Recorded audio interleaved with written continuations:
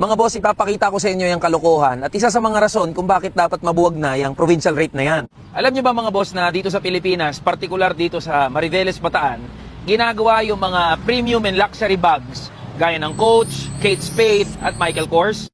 Ito, sa likod ko, yan na yung gate papasok dito sa Ecozone sa Mariveles, Bataan. Nandyan sa loob yung isa sa mga kumpanya na gumagawa ng mga luxury and premium bags na bawat isang bag na Coach ay nagkakahalaga ng 20 to 30,000 pesos. Ngayon, dito sa Mariveles, nakakagawa ang mga manggagawa sa isang line pa lang ng 300 na bags araw-araw. Merong 40 na production and assembly line, yung pabrika na gumagawa ng mga premium and luxury bag. So kada araw, nakakagawa ang mga manggagawa ng 12,000 na bags. So kung kukumputin natin yung halaga, yung value na napoproduce ng mga manggagawa, umaabot ng 360 million pesos worth ng mga bags ang napoproduce kada araw ng mga manggagawa. Sa isang buwan, kung may 26 na regular working days, pumapatak ng 9 billion pesos ang halaga na napoproduce ng mga manggagawa dito sa Mariveles, Bataan. Ngayon, ibangga natin yan doon sa arawang sahod na natatanggap ng mga manggagawa. Ang provincial rate dito mga boss ay 525 pesos lang kada araw.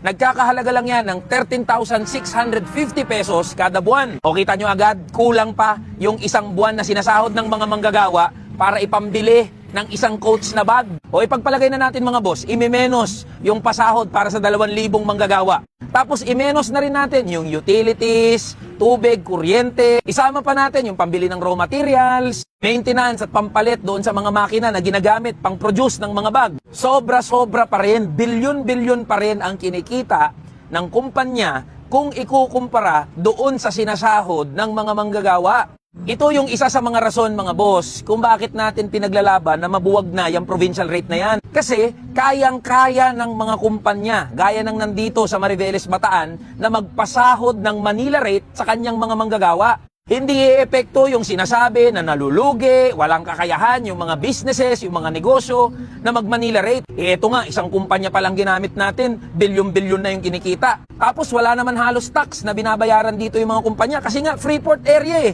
Sandamukal na tax incentives ang binibigay sa mga malalaking kumpanya para magnegosyo dito. Yan mga boss ang dahilan kung bakit tumatakbo ang number 85 Kamanggagawa Party List. Para buwagin ng tuluyan yung walang kwentang provincial rate na yan. Manila Provincial Rate pagpantayin. Tara na, Kamanggagawa. No to provincial rate, yes to living wage. Kamanggagawa Party List number 85 sa balota.